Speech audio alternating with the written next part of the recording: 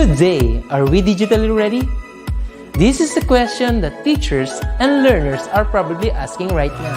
With the advent of DepEd's Digital Rights Program, the Open Educational Resources, or OER, was woven together and finally realized.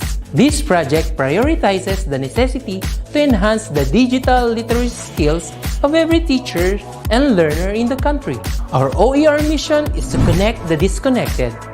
OER is indeed an innovative initiative with a lofty aim to get disconnected schools and last-mile schools connected through ICT even without an internet connection. It is designed to cater to the need of these schools for interactivity, digitalization, and delivery of 21st century skills that will ensure that every learner is future ready.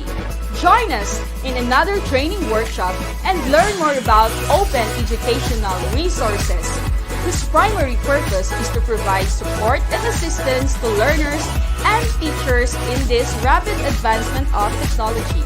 Our goal is to build and strengthen the capabilities of public and private teachers, school heads, and supervisors by teaching you to create and design interactive, localized, and contextualized instructional materials for teaching using basic, advanced, and proficiency software and tools.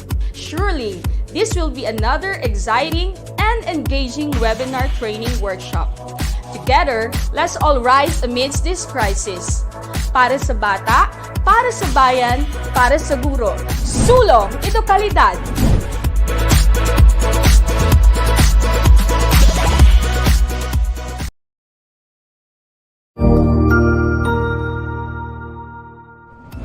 Magandang araw! Sir Wilbur po, at your service. Narito ang ETUlay upang gabayan ka sa inyong pag-aaral upang lubos na maunawaan ang iba't ibang paksa o subject. Ang ETUlay ay isang free online tutorial class na pinangungunahan ng ICT's Educational Technology Unit sa pamumuno ni Undersecretary Alain Del B. Pascua. Ang programang ito ay hindi lamang para sa mga bata, kundi ito rin ay magsisilbing gabay sa mga magulang at mga guro kung paano nila ituturo o gagabayan sa bawat asignatura ang kanilang mga anak o mga estudyante. Sa kasalukuyan, ang self-learning module mula sa rehiyon ng Calabarzon at kilala sa tawag na pivot ang ginagamit sa ating ETUlay online class. Kaya ano pang hinihintay ninyo? Ihanda na ang inyong mga ballpen o lapis, papel o kwaderno at samahan kaming itulay ang pagkatuto para sa bawat batang Pilipino. Sama-sama tayong magtutulungan para malampasan ang mga hamon sa panahong ito. Halina't matuto kasama ang inyong online tutor sa oras na ito.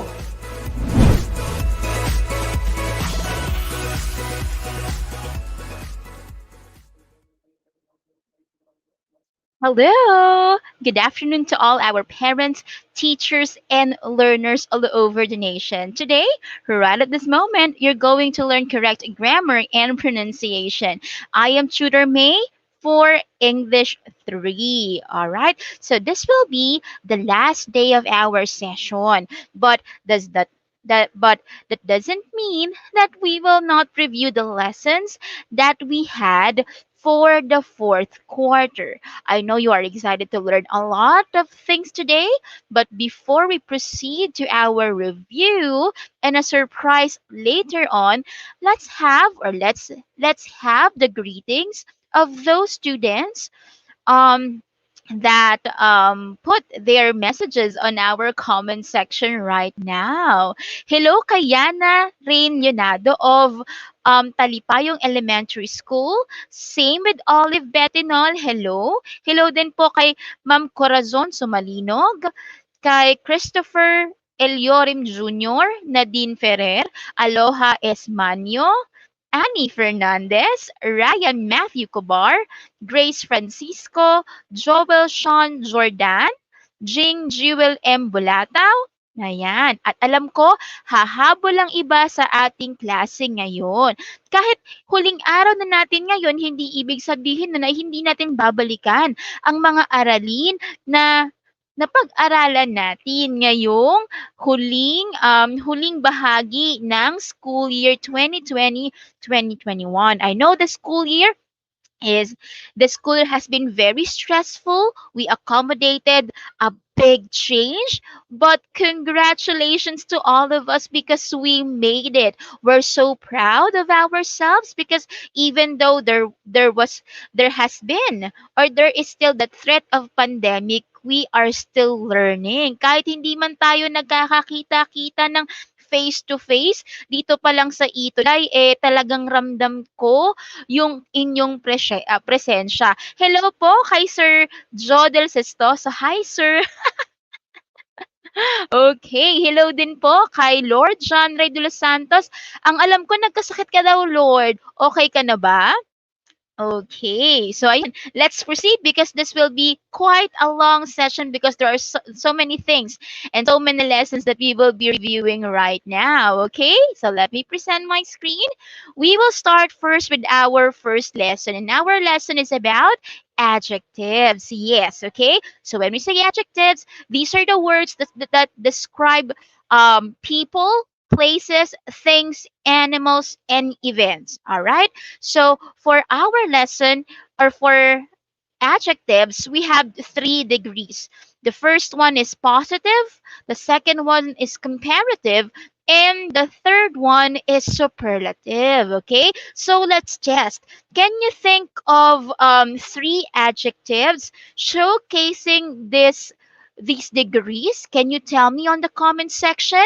Give me 3 examples of adjectives that showcase these different levels.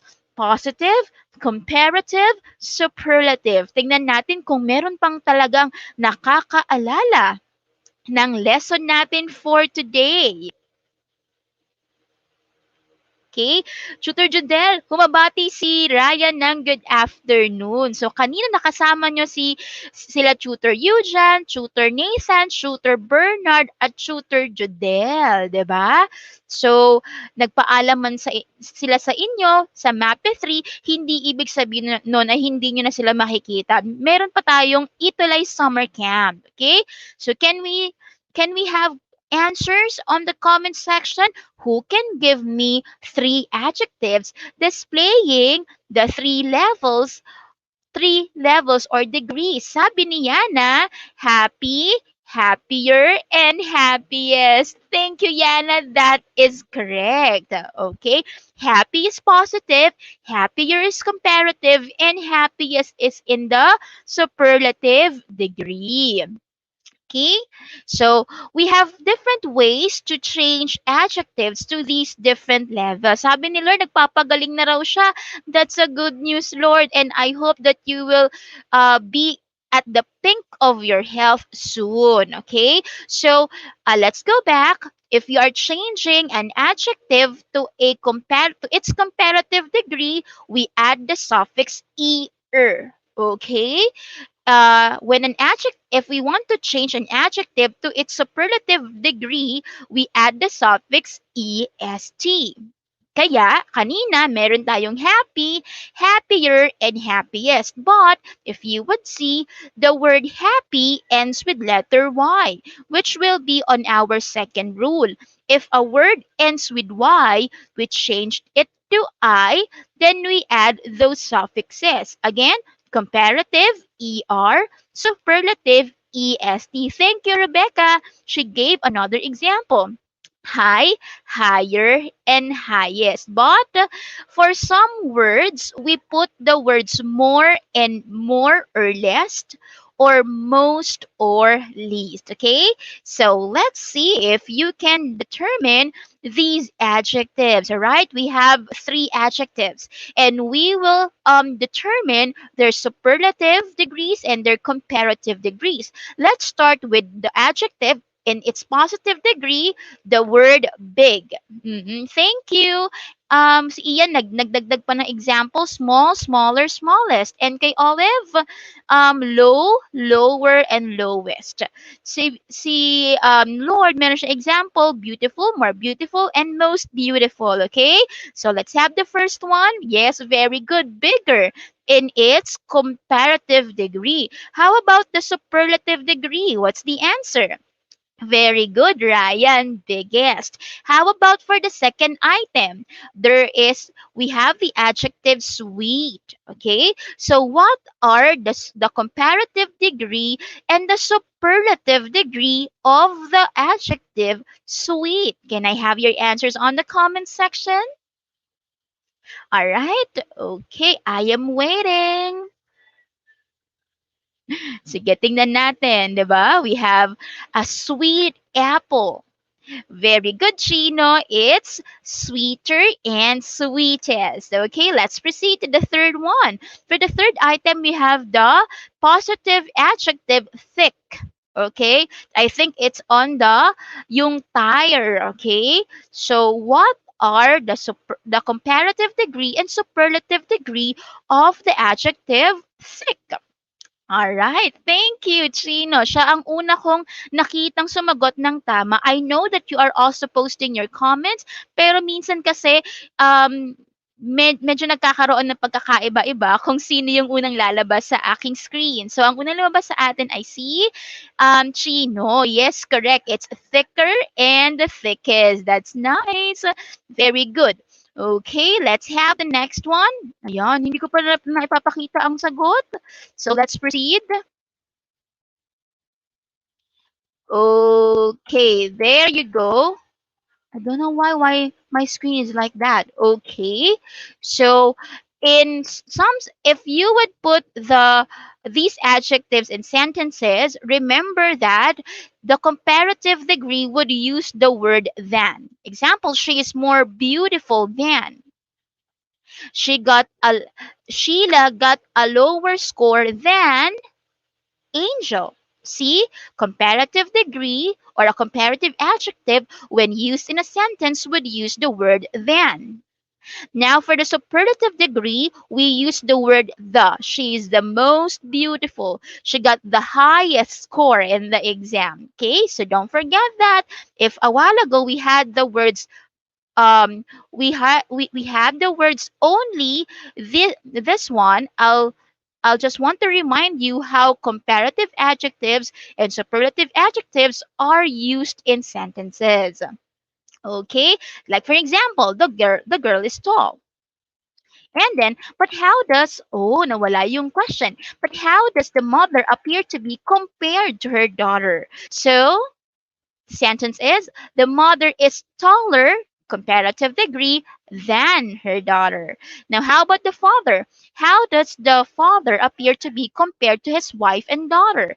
The sentence is, or the answer is, the father is the tallest of them all. Yes, tallest is in the superlative degree, and we use the word the before that adjective. Okay, remember, some of the adjectives do not have the er and est suffixes. We kind of change their spelling. Look at the words and please be reminded of their spelling, because there's no really a rule on how they are spelled. That's why we must know them. We must be exposed on the spellings, how these words are spelled. Okay? That's nice. For example, there is a little amount of water in this glass, the one on the rightmost. Okay? How much water is in this glass compared to the glass on the right?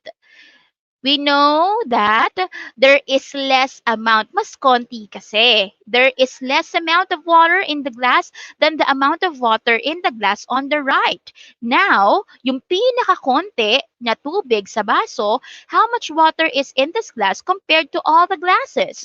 So we will use a superlative degree, but look at this one, least amount of water out of the 3 glasses. Okay? I think that's it for our adjectives. We will skip that and we will move on to our, let's just review the answers. We have youngest here, youngest among the 3 children, fattest than the yellow duck. I think I have some problems with my presentation. Then this is the most delicious adobo. Then we have, I think the second to the last answer will be colder. colder than. And then the last answer will be it was the best day ever. Okay, so our next lesson is about adverbs of manner. Okay, so the first one is adjectives, describing words, uh, describing people, things, events, places. Adverbs of manner actually tell us how an action is done. Adverbs of manner are very easy to distinguish, very easy to recognize. Why? Because most of the adverbs of manner have the suffix ly. Like what you can see on the screen, these are examples of adverbs of manner. You have your gently, patiently, vigorously, partially, and nicely. Now, class, can you give some other examples of adverbs of manner? If I have given you some adverbs of manner, can you give me examples that you can remember? Ah, this word is an adverb of manner. Kindly tell me on the comment section. Okay. Olive said, namely. Very nice, Olive. How about the others who are listening today? Can you give me an example of an adverb of manner that you can remember in our class here in ETUlay or in your class in school? Okay, very good, Lord. You have the example. Quickly. Nice. Correctly. Sabi ni Ian. Chino, slowly. Very good examples. Nice one. Oh, Nadine, family, though it has the letters ly, it does not tell us how an action is done because family is a noun. What do I have? I have a family. Actually, family is a collective noun. Okay, so that's how we form adverbs of manner. We put or we add the suffix ly. But for those adverbs or for those words that end in y, we change the y to I and then we put the suffix ly. Nag-charge lang si teacher. Okay. Oh, okay. That's it. Remember that if an adjective, because an adjective can be formed into an adverb, okay? So if we have an adjective that has one syllable, and it ends with Y, we don't change it to I. So that's an exemption to the rule. We have shy. Yes, it ends with Y, but we do not change it. So for that adjective to be an adverb of manner, shy will not have a change in spelling, but it will be having as the suffix ly. Shy, shyly, sly, slyly, dry, dryly, and coy, coyly. Notice that again, if an adjective has one syllable and it ends with Y, we do not change the last letter. It will be still Y. Now, if an adjective has two or more syllables, okay, and it ends with Y, that's the time we're going to change the Y into I. Example, happy, it has two syllables. If we turn it into an adverb of manner, it will be happily. We change the Y to I. Now, uneasy, you have uneasy, three syllables, and it ends with Y, so we will change the Y to I. Now you have uneasily. Okay. Remember, not all adjectives or not all adjectives, yes, turned to adverbs of manner would have the suffix ly. Example, I can run very fast. How can you run? No, no. I can run very far. Okay? How can you run? Very far. But did we have the suffix ly for far? No. But actually, far there tells us how the action is done. It is still an adverb, but it doesn't have the suffix ly. So remember, if you see an adjective and you're quite confused whether it's really adjective or an adverb of manner, ask yourself whether the word tells you if tells you how an action tells no asks ask yourself whether that word tells you how an action is done. If the word is the answer how an action is done. Therefore, that is your adverb of manner. Okay? Medyo nakakalito kahit si teacher din ako confused.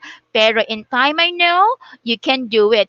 katulad ng sabi ni Olive, she gave us softly, quickly, gently. Okay, slowly po. Okay, these are common adverbs of manner that possess the ly suffix. Okay. All right, let's try. Let's have this learning task. We will complete. Oh no, no. Let's have the other learning task. Okay, because this one will be easy for you. Okay, let us complete the following sentences using adverbs of manner. Okay, you have the choices there inside the box. You have fast, lovingly, peacefully, loudly, and gracefully.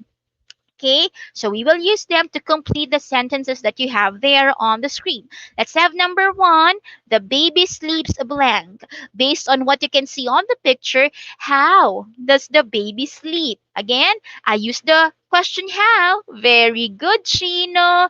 Olive, Yana, and Lord, peacefully. Nice. Let's have number two. The little boy shouted, how? How does he shout?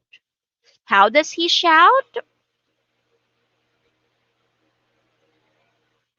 Loudly. Very good, Olive. And that is the correct answer. Same answers with Lord Chino, Kylie, Jasmine, and Ian Joshua. Correct. Now let's have number three. Hala, nagalaw ni teacher ang kanyang microphone.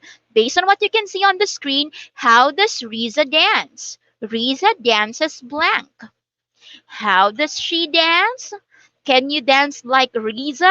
Very good. It's gracefully. Ako, sana I can dance also. I can dance gracefully right now, no? Kasi medyo natigil na si teacher, kaya medyo lumaki rin si teacher, no, sa pagsayaw. Okay? Now let's have number four. The mother hugged her daughter blank. How does mother hug her daughter? Okay? Based on what you can see on the screen, what is the adverb of manner that we should fill in the blank? Lovingly. Kung ang sagot mo ay katulad ni Lord, ni Christopher, at ni sino pa? At ni Jasmine, tama ka. Magaling. Now, for our last item, we will have the man swims blank. How does the man swim? How does the man swim? Okay, the man swims fast. And look at that word. It's an adverb of manner, but it doesn't have the suffix ly. But how does fast become an adverb of manner? Because it answers the question how. But if we say the fast man swim in the pool, we are describing the man. Therefore, the fast there is an adjective. The fast man swims in the pool. Okay, it describes the man. That's an adjective. But if we say the man swims fast, how does the man swim fast? The fast in the second sentence, the one that I said a while ago, acts as an adverb of manner. So I hope that is clear to you now, because we will now proceed to our third lesson. Mabilis lang kasi meron pa tayong gagawin mamaya. Okay? There you go. Our third lesson during the fourth quarter was about simple maps. Ito talaga nag-enjoy tayo dito, okay? Kasi alam ko mga bata, napaka-observant ninyo. Lalo na noong pinapayagan pa kayong lumabas, di ba? Laging yung gusto na nakatingin sa labas ng jeep, di ba? Maraming kayong nakikitang mga signages, signs, talagang nakakaaliw sila, no? Natingnan-tingnan habang nagbabiyahe. Kahit ako ng bata ako, no? Lagi akong tumitingin kapag sinasama ako ng nanay at tatay ko sa labas. Minsan napapagalitan ako kasi nilalabas ko yung ulo ko sa may jeep kasi delikado yon. Pero kasi tuwang-tuwa ako kapag nakikita ko yung mga signs, symbols, and signages sa kalsada. Okay. So, for simple maps, alam niyo mga bata, importante na meron kayong alam sa pagbasa ng mapa. Why? Because, di ba sabi nga ni teacher, it's for your own safety. Di ba? Okay lang, Fabi, if you're late, you can still make you can still make up for the time that has run already. Okay lang yun. We are now on simple maps. So we have here different streets. Can you count for me the number of streets that you have on the screen? How many streets do you have in this simple map? Can you tell me? Yan, sabi ni Gabriel, para daw hindi maligaw. Tama ka doon, Gabriel, kasi bilang bata, delikado kapag naliliw kayo, baka hindi na kayo ibalik sa bahay ninyo. Okay, kawawa naman. Sabi ni Ramiel, 4 daw. Oh, I think Ramiel, you missed one street. We have, sabi ng iba 4, sabi ng iba 5. Pero let's enumerate these streets that you can see on the screen. Let's start on the street on the west side. Let's start with the street on the west side. You have Jacinto. Next, Mabini. In the middle, you have Rizal. Then going to the east, you have Bonifacio and then Del Pilar. So if your answer is 5 streets, very good. So yun pa lang, ibig sabihin, marunong kayong bumasa ng mapa kasi you can count how many streets how many streets are there in the map? Very good. Okay. So, example, itatanong ni teacher, okay? So, if I would like to go to the parking lot, what are the streets that I have to cross? Okay, that's my first question. If I have to park my car, what are the streets that I'm going to pass through? Okay? Kung magpa-park daw si teacher, anong mga kalsada ang dadaanan niya? Okay, yung iba nag-enumerate, very good. Jacinto, Mabini, Bonifacio, Del Pilar at Rizal. Okay? Pero kung si teacher ay gustong mag-park ng kanyang kotse, anong mga daan ang dadaanan ko? Can you tell me? If I would like to park my car, o example, may car si teacher. Ngayon, wala pa siyang car. Pero magkakaroon si teacher niyan. Okay? Kung example, galing ako sa east. Okay, galing ako sa east. Very good, Chino. You ask me saan manggagaling. What's the point of origin? Very good. Kung galing ako sa east side, anong mga kalsada ang madadaanan ko kung gusto kong mag-park? Okay? Sabi ni Yana, ni Fabi, at ni Lord, Bonifacio Street and Del Pilar. No, magaling si Chino. Why? Because he asked for the point of origin. It's also important for us to know saan tayo magsisimula. Magsisimula ba tayo sa north, sa west, sa east, sa south? Very good. That's very observant of you, Chino, and that means you are actively listening. Thank you for those who answered. Tama. The correct answer is Bonifacio and Del Pilar. Okay. O eto pa. Kung galing ako sa west. Okay, kung galing ako sa west side, anong street ang madadaanan ko? Anong street? Isa lang. Anong street ang madadaanan ko kung gusto kong mag-CR, ihing-ihi na ako. Gusto ko nang magwiwi. Okay? Kung galing ako sa west, gusto kong mag-CR, anong street ang madadaanan ko? Galing ako sa west ha? West.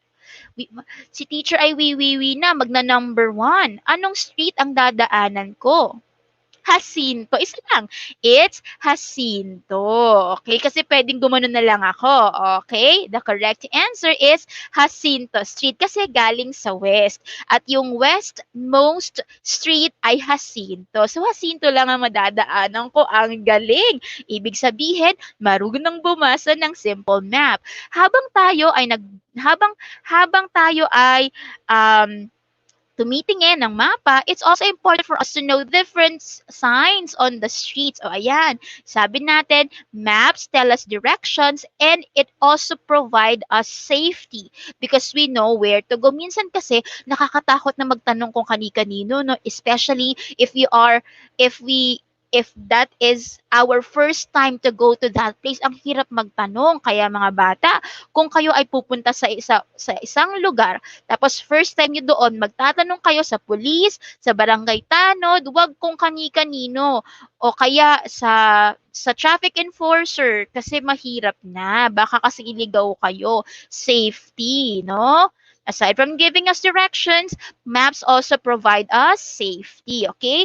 So it's important also to know para mas ligtas tayo sa kalsada, tsaka para mas sumusunod tayo sa sa batas trapiko because I observe na na-observe nyo rin ba merong mga tao na tumatawid kahit red light pa?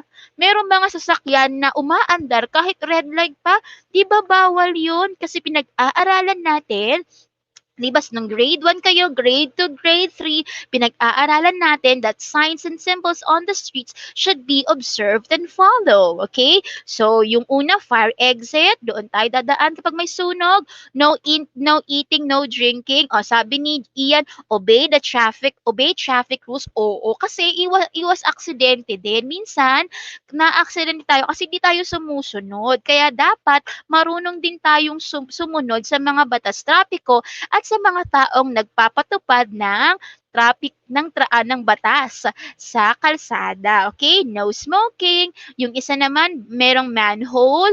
Yung isa, flammable, especially pag meron tayong nakikitang truck ng gasolina, 'di ba? Nakalagay sa side ng truck, malaking malaki, flammable. Okay? Ibig sabihin, bawal lumapit yung mga naninigarilyo doon kasi pag lumapit sila doon sa truck ng may gas, sasabog yun. Mabuti naman kung sila lang dahil hindi sila sumunod. Eh syempre, may mga taong maaapektuhan and that's so selfish of that person. Now we have no parking, 'di ba? Ang kalsada ay para sa lahat. Dapat hindi binabarahan, no? Do not block the driveway. Next, we have turn off mobile phones, wet floor, especially sa mga kainan, di ba? Kapag naglilinis yung crew, naglalagay sila ng sign kulay yellow na madulas ang sahig kasi baka matapunan ka, baka matapon ng pagkain mo, hindi ka makakain. Next, no mask, no entry, especially sa lahat yan. Minsan niya kailangan pa ng face shield. Tapos yung isa, maintain social distancing. Okay, Olive, if you have some questions, kindly comment it on the comment section and then teacher will entertain it. Okay? So for the first one, we have silence, please. So what does it mean? A, talk to your seatmate. B, be quiet. C, sing loudly. Okay? What does it mean if you see that sign? A, B, or C? Can you kindly tell me the answer for number 1? If you see the first sign, anong gagawin natin? B, be quiet. How about number 2? Kapag nakita nyo ganon, tapos nakalagay sign, what should we do? A, do not run. B, do not walk. C, keep running. We're now on number 2. Thank you for putting the number so teacher will not be confused. Okay? Anong gagawin natin kapag nakita natin yung sign for number 2? A, do not run. Gabriel, very good. His answer is the first one to pop in my screen. Pero nakikita ko na kayo ay sumasagot din. How about number 3? We have no ID, no entry. Okay, what should you do if you see this one? Wear ID before entering a premise, keep your ID inside your bag, or hide your bag to the security personnel. No ID, no entry for number 3.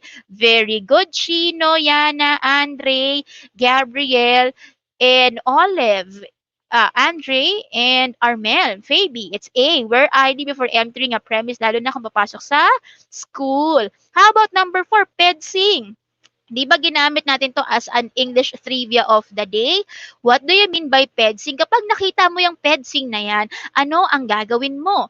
A, use the designated pedestrian crossing. B, cross any part of the road. C, cross the street when vehicles are moving. Very good. The answer is 4. Doon ka lang tatawid. Huwag kang tatawid basta-basta kasi baka masagasaan ka. Naku, kawawang bata. Number 5. What does number 5 mean? Okay, Olive, later on, we will see if you have an award. Okay, number 5, what's the answer?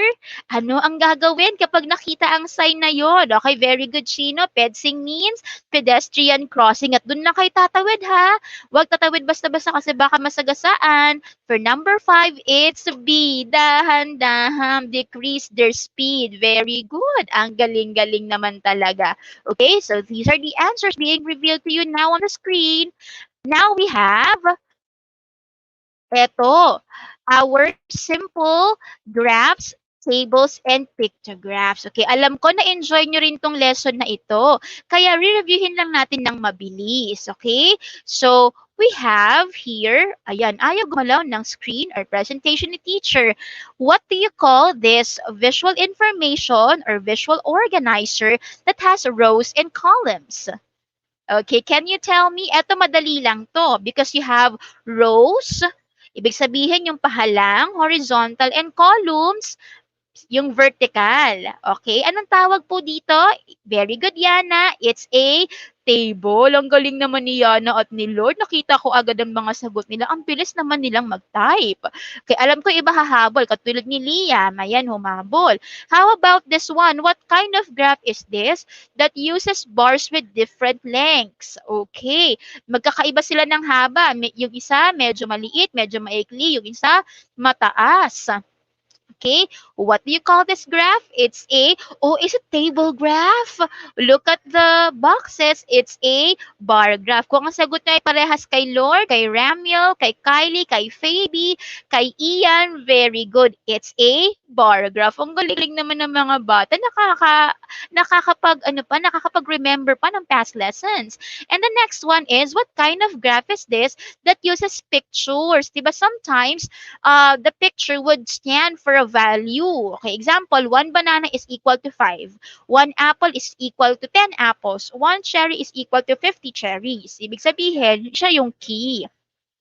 Anong tawag dito? It's a pictograph. Very good. Okay, let's have this one. Okay, alam ko dapat tinitest kayo kung marunong pa kayong bumasa ng mga simple maps table, simple tables, pictograph, and chart.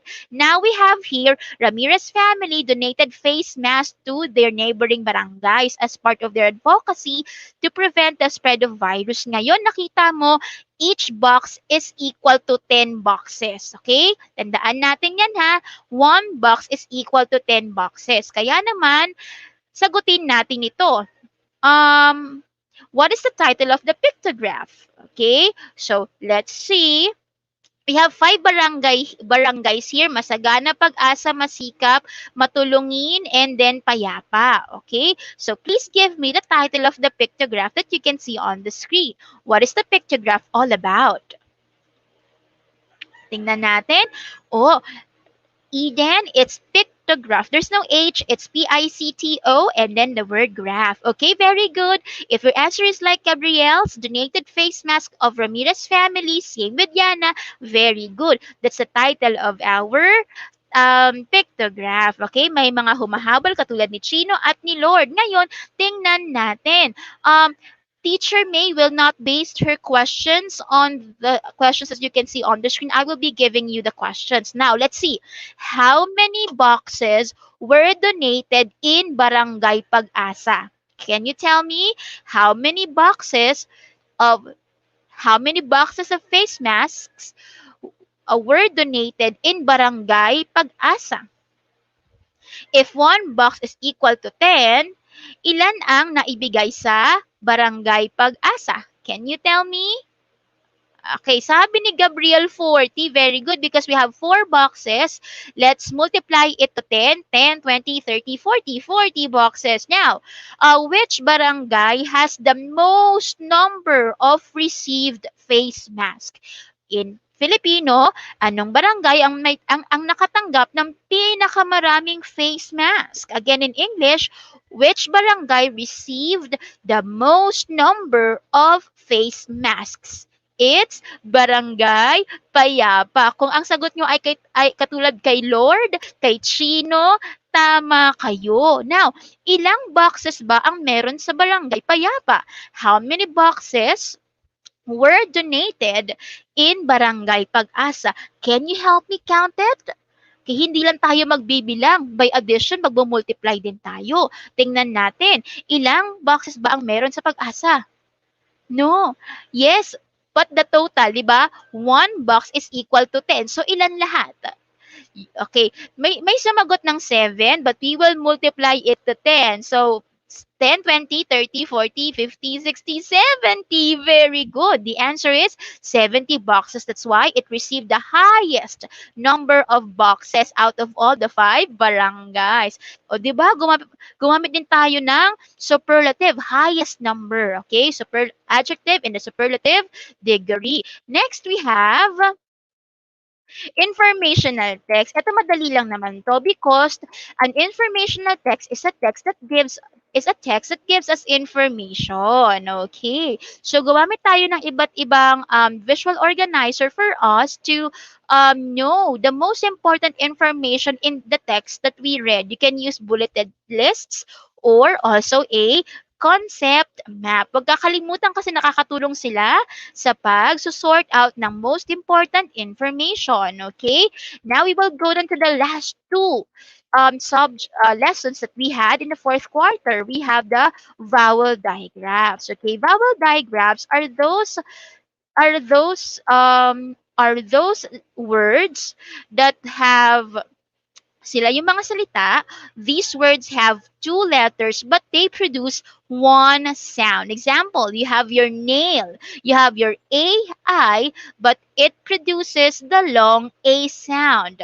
But your consonant digraph is actually different from the vowel your diphthongs are different from vowel digraphs. Why?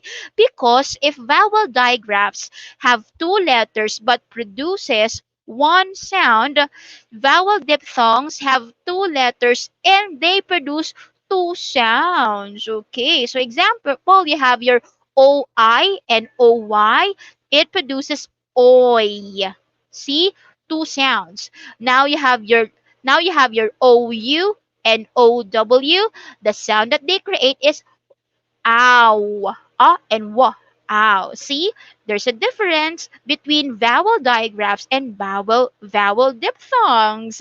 Okay? Ay, meron pa pala. I forgot. You also have your irregularly spelled words that do not follow the rules of spelling and pronunciation. Iba kasi yung pagkaka-pronounce iba kasi yung spelling nila sa paraan na binibigkas sila or their spelling is quite different from the way they are spelled. Yay! Congratulations! We have reviewed everything for the fourth quarter. At ngayon, di ba, nandyan pa rin kayong tumututo kasama ako. Let us now, alam ko, grade 3 learners, alam nyo, grade 3 learners, sobrang mamimiss ko kayo because maraming buwan din tayong nagsama. We have spent a lot of months, di ba, learning about English in grade 3. And I'm so proud that I have you here. I hope that you learned a lot with me and that these lessons you will not forget because you will still use it in grade 4 and in the other grade levels that you will have as you study. Kaya naman, I will recognize those students na napaka-active. Alam ko marami akong mga estudyante dito sa ETUlay. Pero etong mga napili ko, yung talagang nagpapasa, no? Nagpapasa, nagbibigay ng output, nag-PPM, kinakausap ako. Thank you so much sa inyong support. That's why we will recognize these students with the English Award. We will start with Lord John Ray de los Santos. Oh Lord, you can screenshot this and share it. Now, be proud of yourself because you were chosen as one of the best in English for English 3. Okay? Ayan si Lord. Okay. Stop muna tayo. Baka may gusto mag-screenshot. 1, 2, 3. Okay. Siyempre, hindi lang si Lord. Meron tayo at nire-recognize ko rin si Daisy Jewel Magbanuan ng Pangasinan. Kung kanina si Lord ay taga Laguna, si Daisy naman ay taga Pangasinan. Okay, thank you Daisy. Okay, you may want to screenshot. So I will smile for a bit. 1, 2, 3. Okay, thank you, Daisy. JC tuloy, Daisy. Now, we will also recognize Ian Joshua Fernandez. Parehas sila ng school ni Daisy Baletisur Elementary School, San Carlos City, Pangasinan. Eto, pati yung mommy ni Daisy, pati yung mommy ni Ian, no, napaka-supportive, no. Ilang beses ko nang na-shout out si Mommy Annie Fernandez kasi naman, alam nyo ba, napaka-supportive ng mommy ni Ian. At alam ko, pati yung mga mommy nyo din, napaka-supportive nila. Okay? Next to him is Ryan Matthew Cobar from Nueva Ecija. Okay, active din tong batang ito. Okay? Congratulations, Ryan. Next to Ryan is Joel Sean Jordan. Alam ko si Joel, minsan nakakalimutan kong i-feature kasi natatabunan yung mga messages niya. Pero today, hindi ko siya nakalimutan kasi love din natin si Joel Sean Jordan. Okay, congratulations, Joel. Okay, ganun din si Chino Jaime Samonte. Congratulations, Chino. And he is from Santa Ana Elementary School, Manila. Okay, gayon din si Jasmine Rian Gonzalez of Cabuyao, Laguna. Congratulations, Jasmine, kasi si Jasmine yung isa sa mga unang nagpasa ng output, no? At bago tayo magtapos mga bata, meron akong isi-share sa inyong video mula sa isang mommy na talagang supportive din sa kanyang anak. Kung lagi kong nami-mention si Mommy Annie na mommy ni Ian Joshua, meron ding isang nanay na nag-share kung gaano kahalaga yung impact, no? Yung impact ng ETUlay sa kanya at sa kanyang anak. Okay? So, let me have that one. Wait lang po, Okay. Here it is.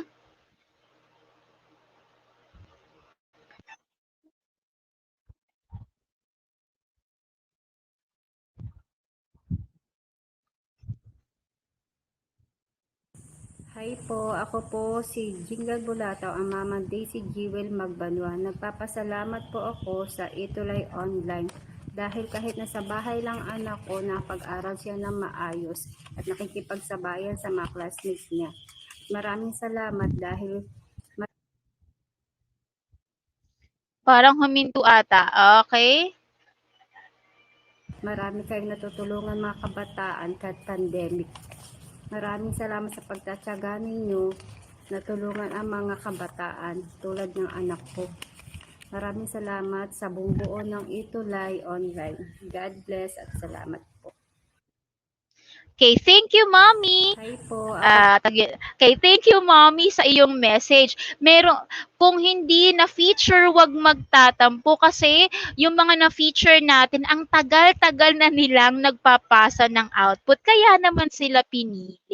Okay? So, kung may hindi ako nasabi, kung may hindi ako na-feature as an awardee for English 3, okay lang yon. Alam ko, hahabol at magkakaroon kayo ng recognition sa ibang mga subjects ninyo. Kaya naman, importante na maging active para na-recognize din natin yung ating effort. Kaya naman, class, wag tayong titigil sa pagsuporta ng ETUlay because wag mag-alala, we have our summer camp and Teacher May will be teaching English pronunciation and public speaking. I'm so excited. Hindi lang kayo ang magiging estudyante ko. You can also invite your ates, kuyas, pinsans, no, because the lesson will be open for all. Okay? So I think it's now time to say goodbye. I'm quite sad because this will be our last day. Pero alam ko, makikita ko pa kayo sa grade 4 next year. Alright? So, have a nice day, class. Bye!